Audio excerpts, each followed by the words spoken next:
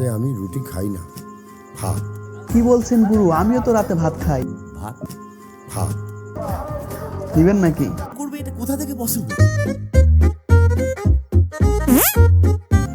যদি কথা বলি বাংলা মুভি নিয়ে, এবং সেইখানে একটা নাম আমাদের খুব ভালোভাবে আসে, সেইটা হইতেছে টালি যুগের মুভিগুলো। তো সেই মাস অ্যাকশন মুভিগুলো কিন্তু একসময় ভালোই রোমাঞ্চকর একটা ফিল দিছে, বা আমাদের অনেকেরই শৈশব সেইখানে আটকে গেছে। আর সেইখানে আরেকটা জনরা আছে, যেটা হইতেছে ফ্যামিলি ড্রামা। বর্তমানে এই একটা জনরার উপর ভর করে পুরো টালি যুগ চলতেছে। একটা সময় ছিল যখন দেব, জিৎ, অঙ্কুশ তারা অনেক ভালো ভালো মুভি আমাদেরকে উপহার দিচ্ছে, কিন্তু এখন বিষয়টা একটু পাল্টে গেছে। এইখানে মাস অ্যাকশন মুভিগুলো করার চিন্তাই করতে পারতেছে না তারা। তবে সেইখানেও স্বস্তির বিষয় হচ্ছে এই ফ্যামিলি ড্রামা মুভিগুলো খুব ভালো করতেছে। আমরা দেখছি রিসেন্টলি দেবের সাজবাতি, টনি, তারপর হইতেছে প্রজাপতি। ও সেইখানে কিন্তু বাবার ক্যারেক্টারকে খুব সুন্দরভাবে ফুটিয়ে তোলার জন্য এই মুভিগুলো খুব ভালো একটা কেচি ভাব নিয়ে আসছে। সেই ধারাবাহিকতার ভিড়ে ফিরে পেয়েছি আমরা আরেকটি ফেরা। গুড মর্নিং ভাগ সালা। আসসালামু আলাইকুম। আজকের ট্রেলার কাটে কথা বলবো আমরা আরেকটি মুভি নিয়ে, যেটার নাম হচ্ছে ফেরা। মানে দিনটা ভালো গেল। Screen play please. শুরুতেই হাওড়া ব্রিজ ঐতিহ্য রক্ষার্থে বরাবরই দেখা যায় কলকাতার মুভিগুলোতে। প্রযোজনা নন্দী মুভিজ। 25 সালে তারা রান্নাবাটি মুভিটা নিয়ে এসেছিল। দেব এবং জিতের আপকামিং মুভির সাথেও তারা চুক্তিবদ্ধ আছে। সম্ভবত গ্রাম থেকে শহরে আসছে প্রথমবারের মতো, এবং ছেলে পলাশের সাথে কলাবতীকে কথা বলানোর চেষ্টা, কিন্তু পাত্তা পেল না। উপস্থাপনা প্রদীপ কুমার নন্দী। এই নন্দী থেকেই নন্দী মুভিজ। এত তাড়াহুড়ো করে চলে আসা ঠিক হলো না। ছোট ছোট চাওয়া, কিন্তু তাতেও আক্ষেপের ছাপ। পান্নালাল সঞ্জয় মিশ্রা, উনি কিন্তু একজন ভার্সেটাইল হিন্দি অ্যাক্টর। তোমার এখানে অসুবিধাটা কি হচ্ছে বলো, আমি শুনি। গুড মর্নিং ভাগ সালা। এইটা কোনো কথা? রাতে আমি রুটি খাই না, ভাত। ভাত দক্ষিণ এশিয়ার আবেগই হচ্ছে ভাত। একদিন না খেলে মনে হবে কি জানি মিস হয়ে গেছে। সঞ্জয় মিশ্রা একজন হিন্দি অ্যাক্টর হওয়া সত্ত্বেও কি সুন্দর বাংলা বলে যাচ্ছে, ভাবা যায়। আমার মতো একটা মধ্যবিত্ত, সে মাসে 3-4 লাখ টাকা বার করবে, এটা কোথা থেকে পসিবল? হতাশার ছাপ। কিন্তু একটা বিষয় জানা দরকার, যে ফ্যামিলি ড্রামার মূল শক্তির বিষয় হচ্ছে মধ্যবিত্তের পরিবার, যেখান থেকে গল্পের সম্পূর্ণ রসকে সুন্দরভাবে ফুটিয়ে তোলা সম্ভব। কলকাতায় নিজের ফ্ল্যাট কে চায়? মধ্যবিত্ত ফ্যামিলির হোক সে ছোট কিংবা বড় কিংবা বৃদ্ধ, তাদের একটা আবেগের জায়গা সবারই সমান, সেটা হচ্ছে নিজস্ব বাড়ি।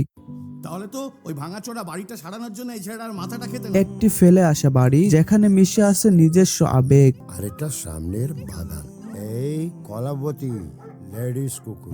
যার রয়েছে নিজস্ব রূপ, নিজস্ব বর্ণনা। তোর যে বন্ধু এলো আমেরিকা থেকে। একটা ফেলে আসা বাড়ি, একটা ছেড়ে যেতে চাওয়া শহর, যার রয়েছে নিজস্ব রূপ, নিজস্ব বর্ণনা। অত বড় চাকরি ছেড়ে এখানে চলে আসো, তারপর এখানে লাইন দেবো 100 জনের পিছনে। পরিস্থিতি বোঝাতে নিজস্বতার আক্রমণ, কিন্তু ভিতরে ঘুটঘুটে আক্ষেপের প্রয়াস। আচ্ছা বাবা, তুমি কোনো দিন নিজের জন্য ছাড়া আমাদের জন্য কিছু করেছো? বাবারা যা করে তা সম্ভবত সন্তানের জন্যই করা হয়, সেটা হোক ভালো কিংবা খারাপ। আজকাল মনে হয় আমার এই জীবনটা না এতটাই হওয়ার ছিল বোধহয়। আর তার মাঝে থেকে যাওয়া এক বাবা ছেলের গল্প। এখন যত দিন যাবে এই বিচ্ছিরি ফিলিংটা আরো বাড়বে, তাই না?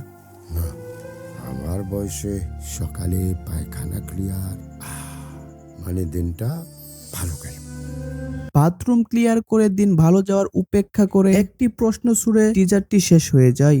পরের শনিবার কালিন্দীপুর আসবি? তারপর শনিবারেতে বাড়িতে না গেলেও ট্রেইলারটা চলে আসে। আমি তো সারা জীবন শুধু পালিয়ে বেরিয়েছি কালিন্দীপুর থেকে, তোমার থেকে, যাতে আমি তোমার মতো আটকে না পড়ি। একটা বয়স হলে তখন আর মন চাইলেও বাড়িতে থাকা যায় না, আবার একটা বয়স আসে তখন চাইলেও আর বাড়ি থেকে বাইরে যাওয়া যায় না। জীবিকার তাগিদে আমাদের বের হতে হয়, ছুটতে হয়, ঘুরতে হয়, ফিরতে হয়, আবার দিন শেষে গন্তব্যে ট্রু সোল্ডের মতো ফিরে যেতে হয়। নন্দী মুভিজ প্রযোজিত। এই বঙ্কু, এই দেখ হলুদ ট্যাক্সি। প্রথমবারের মতো কলকাতায় আসছে। এই দেখ ইডেন গার্ডেন। আশপাশটা ফ্রেমবন্দি করে বন্ধুদেরকে দেখাচ্ছে। বাবা হাত বার করছো। ছোট্ট একটা মেসেজ, যা থেকে বাঁচাতে পারে অনেক জনেরই প্রাণ। আপনি নতুন এলেন দাদা? শহরে নতুন, কিন্তু তারই মতো এক দলের সাথে পরিচয়। আলাপ হয়ে গেল সবার সঙ্গে? সবার সাথে আলাপ হয়ে গেছে সকালের জগিং এর মাধ্যমে। আজও মাঠ থেকে বেরোতে পারলেন? একটা সময় সবাই আমাকে কালিন্দীপুরে চুনি বলে ডাক। আক্ষেপের সাথে বিনয়ী প্রত্যাশা এবং নিজের চেতনাকে ধারণ করা, যেটা শৈশবের দিনগুলোকে মনে করিয়ে দেয়।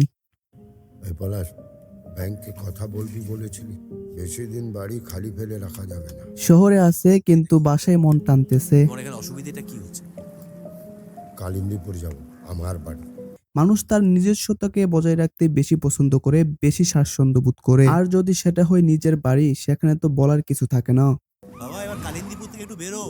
বাড়ি থাকলে সবাই রাখতে পারে? অখিলদার এত বড় বাড়ি ছেড়ে চলে যেতে হলো।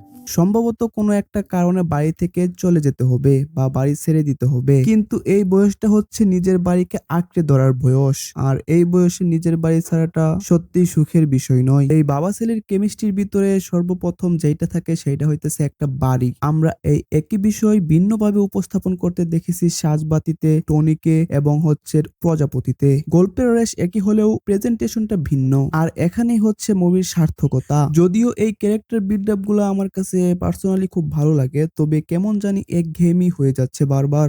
কি চাইছো নাকি? তোর কাছে নতুন ফ্ল্যাট কেনার পয়সা আছে, যে বাড়িতে বড় হলি সেটা সারানোর পয়সা নেই।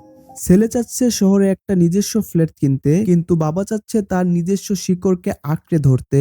তাই তো? এরকম করে না হয় না। নেক্সট ইয়ার আমি ব্যাঙ্গালোর শিফট করব। এই পলাশ, তুই বলেছিলি না কোম্পানি চেঞ্জ করবি, কি হলো? সম্ভবত মাথায় ছাদ ভেঙে পড়ার মতো একটা কাহিনী হয়েছে, তার জন্য কোম্পানি চেঞ্জ করা লাগতে পারে। ভালো অপশন পেলে চলে যাব। I always knew you deserve much more than this. কিছু চাওয়া, কিছু আশা, কিছু আক্ষেপ। না না না না, আমি যাব না। শহরে নিয়ে যাওয়ার জন্য আসছে, কিন্তু নিজের শিকড় ছাড়তে নারাজ। তোমার সাথে আমার কি কথা হয়েছে? আমি যে বাড়িটাতে জীবনে থাকবো না, শুধু তোমার ইচ্ছে বলে আমি সেই বাড়িতে খরচা করতে পারবো না। গ্রামে থাকবেন না, তাই বাড়িতে খরচা করবেন না, কিন্তু অস্তিত্ব টিকিয়ে রাখা তো বাঙালি হিসেবে আপনার কর্তব্য। ক্ষমা করো, আমার পক্ষে সম্ভব না, ক্ষমা করে দাও। এই ভ্যাবলা আমাদের ছোটনের থেকে অনেক বেশি ইন্টেলিজেন্ট। পড়াশোনা বন্ধ করে চাকরিতে ঢুকতে হলো এই সংসারটা টানার জন্য। বাস্তবতার কাছে ইচ্ছাগুলো হারিয়ে গেছে। তাহলে আমাদের এই ভ্যাবলার আজকে কি এখানে পড়ে থাকার কথা? কাকু তো বলছো পরের মাসে চলে যাবো। গেলে যাবে, যা ভালো বুঝে করবে, আর কি করবো। দুজনের দিক থেকে দুজনের সম্পূর্ণ বিপরীত চরিত্র।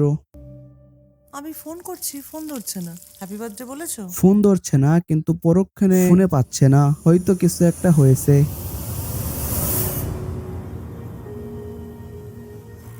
তাকিয়েছিলাম ছেলেটার দিকে।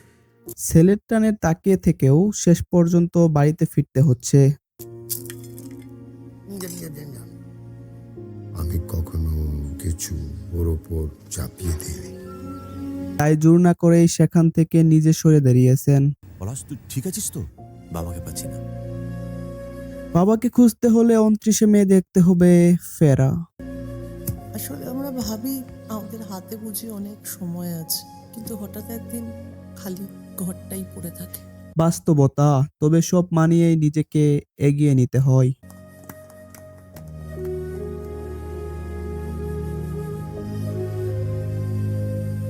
বাবা, যে জীবনটার জন্য আমি এত বছর ছুটে বেরিয়েছি, আজ তার এত কাছে দাঁড়িয়ে ফাঁকা ফাঁকা লাগছে, জানো বাবা?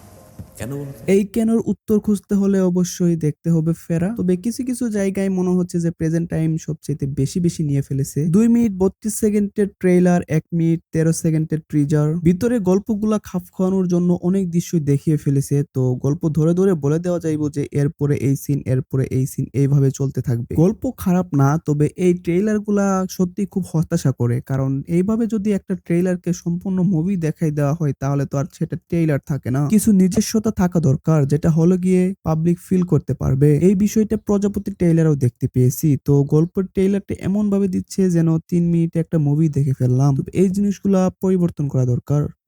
সকালে পায়খানা ক্লিয়ার,